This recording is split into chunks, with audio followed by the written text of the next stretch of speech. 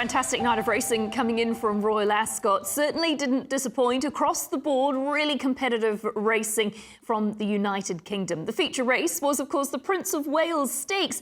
It was pegged as a match race between two horses, Ombudsman coming out on top. He won the race last year. He makes it consecutive victories, brings strong Group 1 form and delivered last night in that feature race.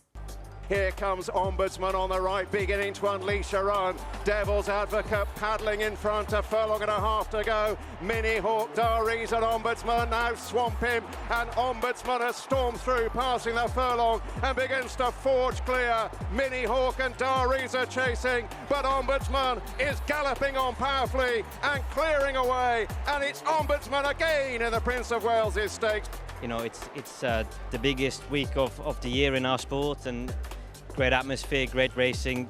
You know, it's so competitive, and you know, winners aren't easy to come by. You have to fight for them, and look, the Prince of Wales is one of the showcase races of the week. To ride a horse like Ombudsman and for him to put in the performance like he did, it's very, very special. He's a special horse, and he can do things that very few horses can.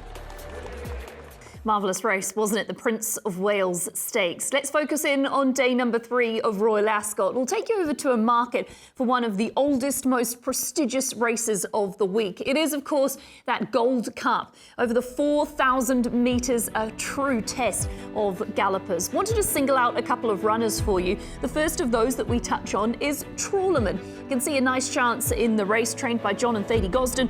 Won the 2025 edition of the race. That was in a track record time. It was very impressive fashion as well.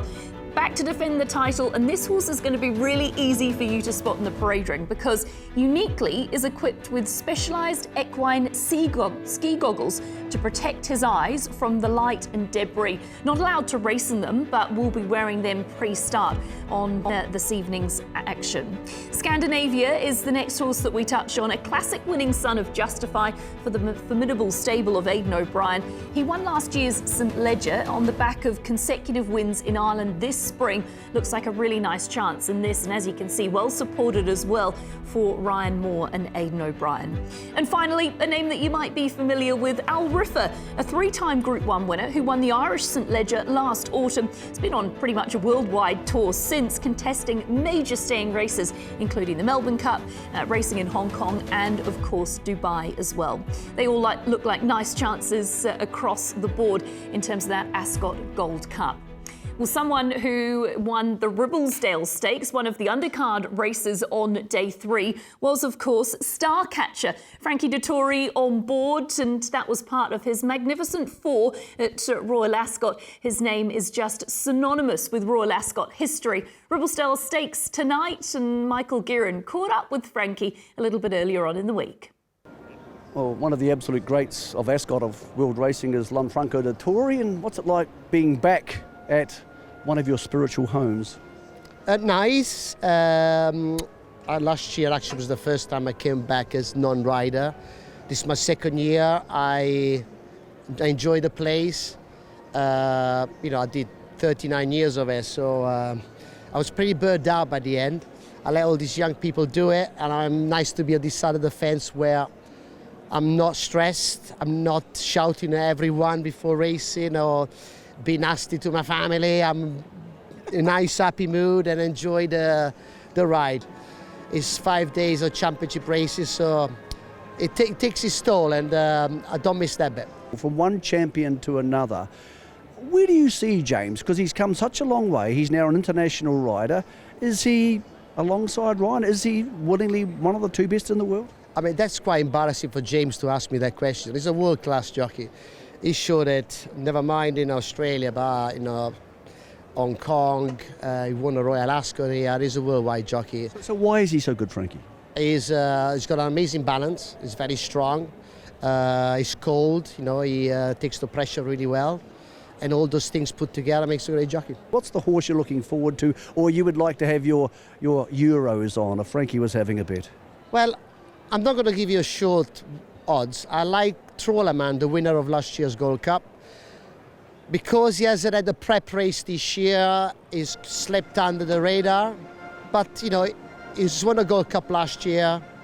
He loves the track, he stays 2.5 miles, and it'd be a good each way bet.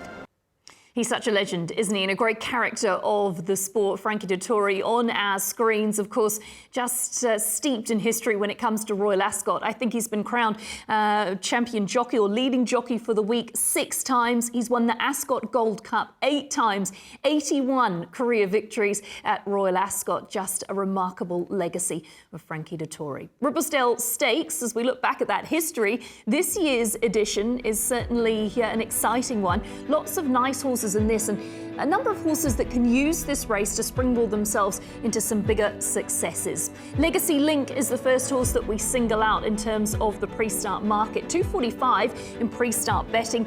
A close relation to Frankel, this horse, so certainly a blue blood. Group 2 winner of the Musidora Stakes at York and a gallant second in that Epsom Oaks. Lost no admirers with that performance.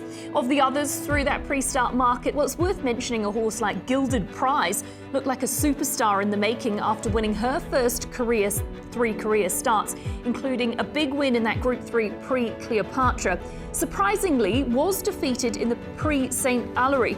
Connections decided to skip the French chokes and target Ascot. Many are confident that she can bounce back, so lots of interest around her. 2,400 metre contest, 2:40 a.m. will be the start time for the Ribblesdale Stakes. Michael Guerin, he's been out and about chatting to Connections. This time it's Joseph O'Brien as he previews a big week of runners. Of course, Joseph, you have 2 horses racing this week for Auckland-based syndication company Go Racing. So there's lots of New Zealanders who have horses with Joseph O'Brien. Yeah, there is actually, and you know, there have been for the last few seasons. We've been lucky enough to come here to Ascot and Goodwood and some of the top racing festivals here in Europe to have competitors and winners, and we're back again this year to hopefully get a winner at Royal Ascot. It's a real privilege for us to have, you know, Albert and his, you know, friends and family and team of owners on our books, and we have had really good success over the last few years working with Stuart Bowman. The guys really find good race horses at really good value. They've been racing here for their 2 and into their 3-year-old season.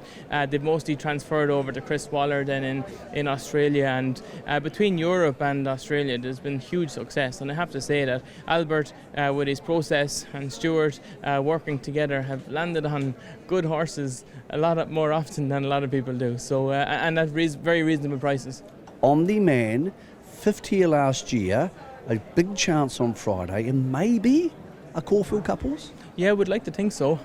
He had a real good run here last year, met a bit of traffic in running. He came back and won at glorious Goodwood afterwards. He's been prepared for this race. It's been his target race this summer, and we've had a real good preparation. We're hoping that he might turn into a Caulfield Cup horse maybe later this season, and we're very excited to take him here later this week. Donald Meehan has done nothing wrong off the back of a real good run last time. We were going to go 10 again, but we've dropped to go up to 12 furlongs for his start here later this week. He's a speedy stayer. He'll certainly love the racing in Australia when he eventually makes it down there, but I could see him running a big race this week. Joseph O'Brien there on our screens here in New Zealand. Best of luck to him and his connections with their runners across the week. Here's a breakdown of Thursday's racing. As you can see, highlight most definitely that Group 1 Ascot Gold Cup. As I mentioned, one of the most prestigious races of the week. 3:15 a.m. start time for that. A 7-race programme with some good undercard races as well, including the Ribblesdale Stakes, which can often produce a top-line filly for future reference. All of that action coming your way. James McDonald, he's enjoyed success during the week already, and that looks set to continue with some nice rides across day 3. Race 1, race 2, race 5 and race 7. They're all longer chances, but definitely got good representation across the day. Make sure you tune into the action on Trackside. All of that extended coverage available to you from 1 a.m.